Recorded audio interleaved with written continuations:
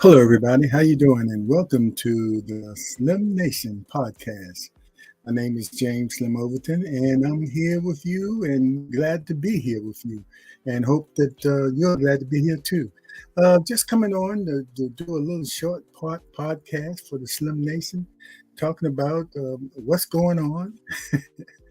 Well, everywhere, and now, of course, we have that Supreme Court thing going on, and that's going to be the subject of conversation for a while, and we just have to wait and see how that goes. It's just a draft right now, and see what happens this summer if it really comes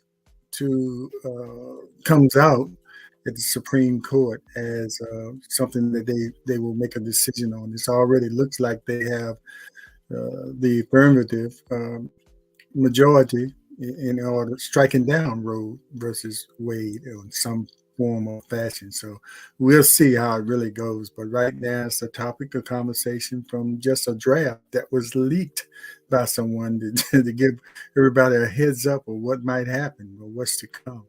So, we've seen some things going in different directions for a while now. So I guess either we're going to have to make sure if we don't agree that we use our vote to change the main players that might be starting these things. So, or we can just sit back and let it happen and say, okay, maybe it's time for a change. I know many of us don't believe that.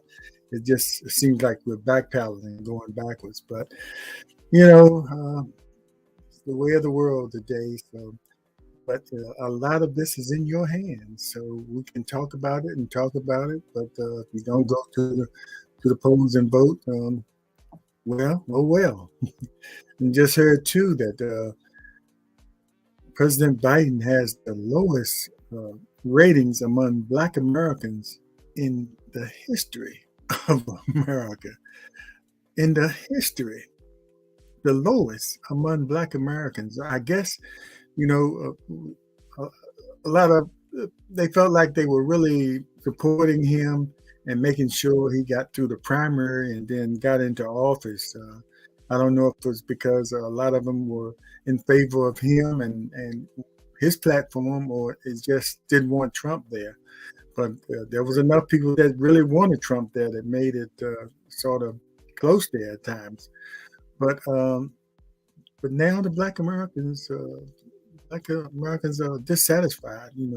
When you go in there and you campaign and you make a lot of promises of what you're going to do, at least we want to see the efforts being made for that. And I guess it's two-pronged. You can look at the Congress, representatives in Congress and the Senate have a certain responsibility as well. But you as the president, you made those promises. And I guess you fulfilled one of them by nominating the first African-American woman to the bench, which is going to happen this summer. But and it might be a lot of other things that you've done. But I think the issue has been with Democrats and the White House is messaging.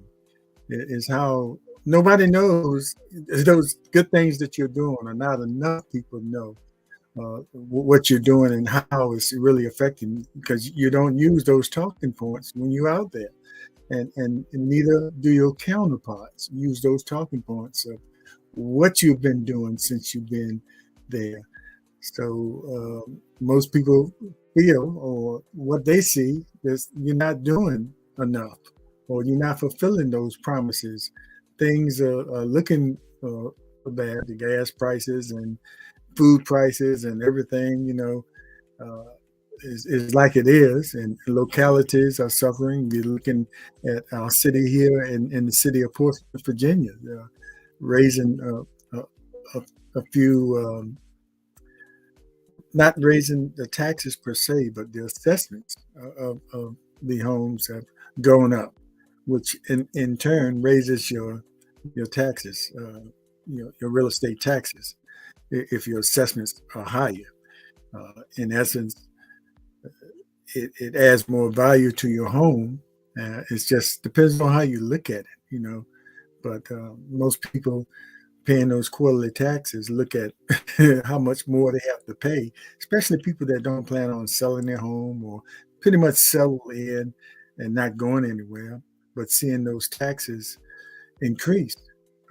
That's kind of hard pill to take. So we're going to have to look at the localities, and you as a local person have, you know, enough power with your vote to make sure the policymakers that are in office are doing what you want to do.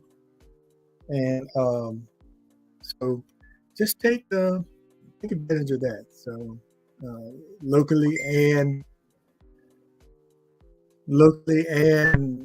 nationally, look at the things, look at the power of the vote. And I know right now it looks like, we voted last time, we put this plan in, and we don't see any results from what we did.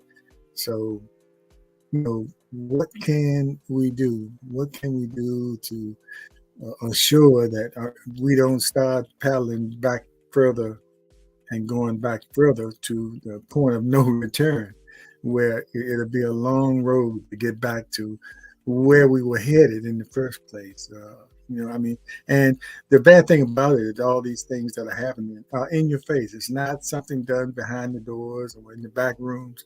They're doing this right in our face and daring us to do anything about it, because in some areas they have the power, or they have the stronger message that they're putting out there over and over and again, and it's sticking up here in most people's mind.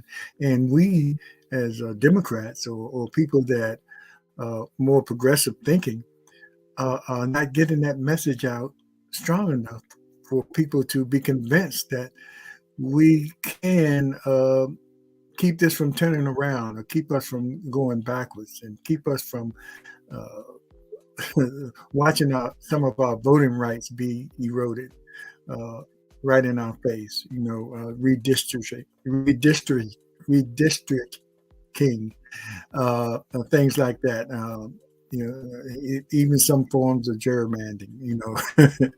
With infill housing, where people are coming in over neighborhoods and buying up houses. I get calls.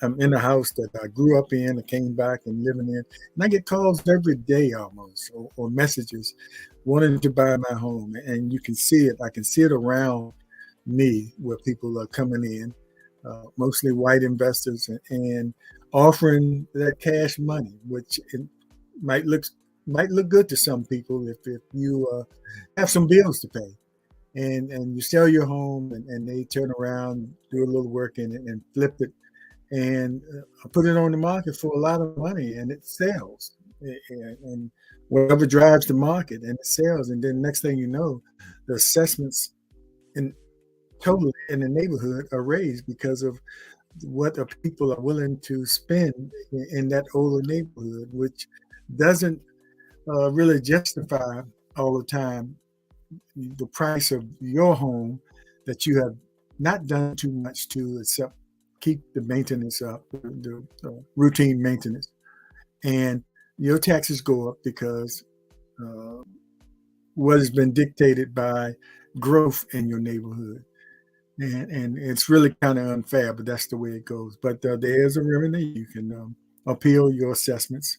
In most local jurisdictions, they have that ability. I know here in Portsmouth, Virginia, and other localities, and probably some other states, where you can appeal that. And if you have a good enough case, you can win, where your assessments won't go up as much, where indeed it will affect how much you pay in your real estate taxes. So just keep those things in mind. And just wanted to come on here on Slim Talk Law, Slim Nation, Slim Talk, just to kind of ramble on for a minute, but just kind of establish the Slim Nation podcast.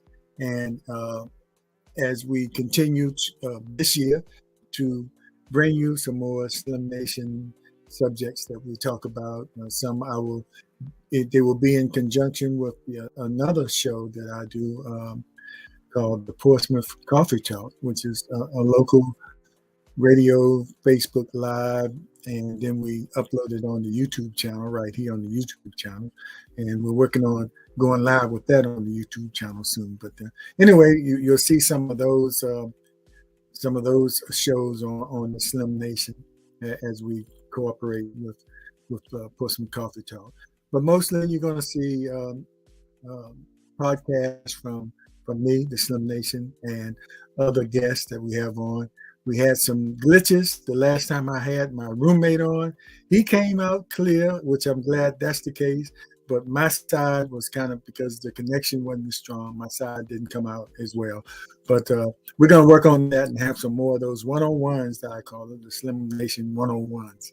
But we want you to keep watching and liking and subscribing so the Slim Nation can get those numbers up. And we promise we're going to come back with more regular content.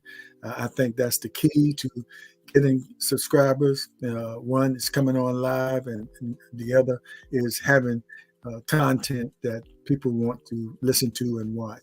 So just stay tuned and work along with me, Slim Overton, on the Slim Nation when we present Slim Talk. Thanks a lot. We appreciate you, and take care. Have a great day. As always, be aware, be informed, and most of all, be involved. Vote.